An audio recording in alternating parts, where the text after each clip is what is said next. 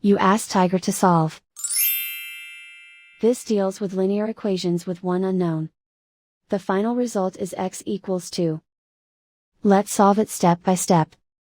Simplify the expression. Simplify the arithmetic.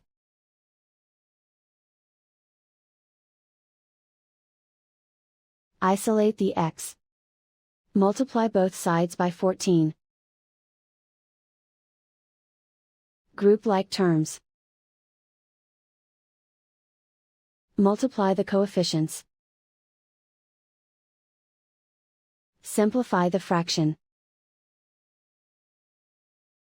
Multiply the fractions.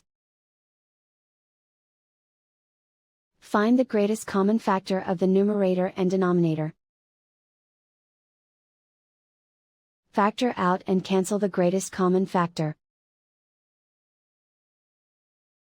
And so the final result is x equals 2.